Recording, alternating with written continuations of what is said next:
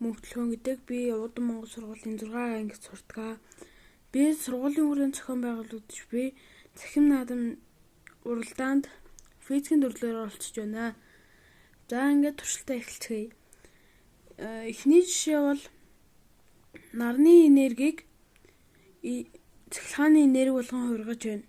Цахилгааны энергийг дулааны энерги болгон хувиргаж байна. Одоо бас нэгэн өөр жишээн дээр үздэхье. Энэ хүүхдийн хурдын нэг хэсэг бол их энерги гаргаж хурдан ядарна. Харин удаанаар ажиллах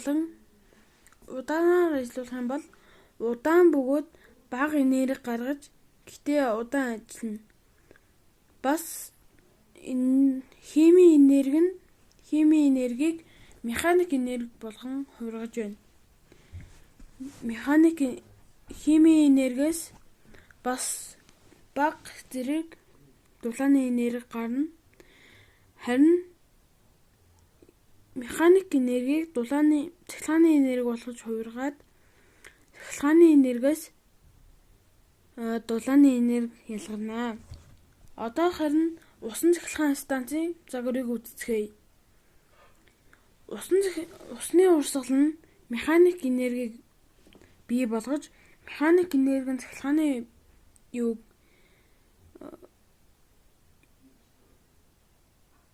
энергийг үүсгэнэ. Харин цахилгаан энерги нь дулааны энергийг үүсгэх болно. Одоо харин уурын цахилгаан станцын жишээг үзүүлье. Уурын цахилгаан станцаас механик болон дулааны энерги гарч байна. Механик энергийг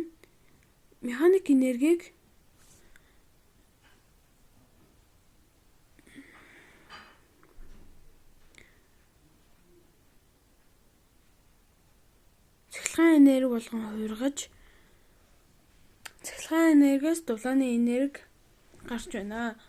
Одоо харин нарны эрчим хүчийг байгалийн дахин сэргээгдэх эрчим хүчийн ажиллагааг харъя. Нарны гэрлийн энергиэс цахилгааны энерги бий болон цахилгааны энерги нь дулааны энерги болгон хувирж байна. Одоо харин туршилтынхаа багжуудыг өөрчилцгөөе. Одоо гэрлийг асаахаар болгож үзье. За нарны энерги нь цахилгаан энергийг бий болгож цахилгааны энерги нь гэрлийг асаагаад дулааны энерги болон гэрлийн энергийг ялгаруулж байна. Одоо харин үед хэрэглэгддэг цахилгаан бага хэрэглэгч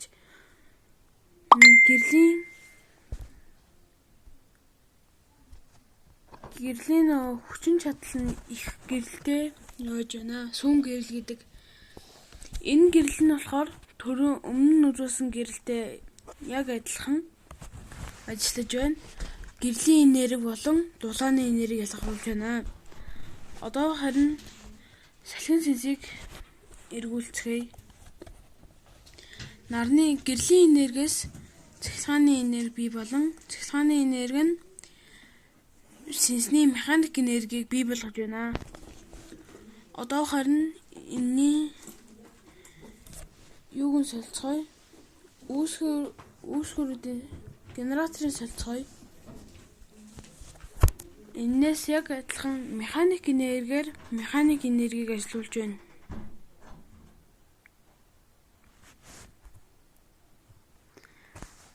Уучлаарай.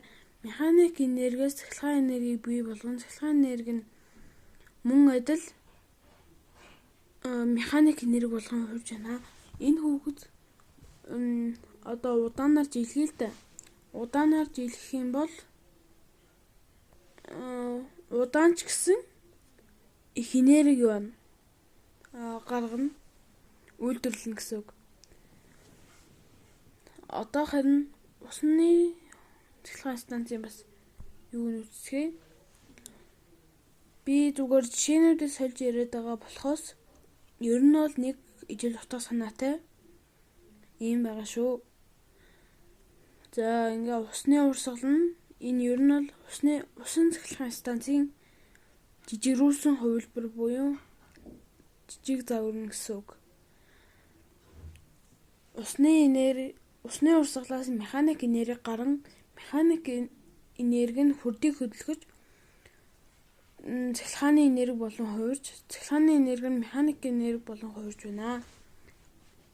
Сая нарны гэрлийн энерги дээр ирсэн учраас гэрлийн энергийг алгаслаа. Одоо уурын цахилгаан станцын нөлөөг үздэгэ. Дулааны энергийг механик энерги болон хуурган, механик энерги нь цахилгаан энерги болон хуурж, цахилгаан энергинээс механик энерги гарч байна. За би бүх жишээн дээр ирсэн гэж бодож байна. Одоо 2 жишээ үлдсэн байгаа. Энэ хоёр нь болохоор уурын буюу механик энергийг цахилгааны энерги болгон хуургаж, цахилгааны энергийг дулааны энерги мөн гэрлийн энерги болгон хуургаж байна. Одоо усны цахилгаан станцын жижигрүүлсэн хувилбарын гэрлийг яаж засах тухай үздэгэ. За энэ дээр болохоор усны урсгал нь механик энергийг төрүүлж, механик энерги нь цахилгааны энерги бий болгон цахилгааны энергиэс дулааны энерги бас гэрлийн энерги ялгарч байна. За одоо энэ хүүхдээр үзүүлцгээе. За энэ хүүхэд хурдан ажиллах юм бол хурдан явах гэлээ бага юу энерги гарна, хурдан ядарна гэсэн үг. Одоо харин маш удаанаар явуулж үзүүлье. Маш удаанаар явуулах юм бол хэдий удаан ч гэсэн их юу механик энерги гаргаж, механик энергиэс цахилгаан энерги гарна, цахилгаан энергиэс дулааны болон цахилгаан гэрлийн энерги гарна. За одоо сүүн гэрэл дээр ярьж үздэгэ.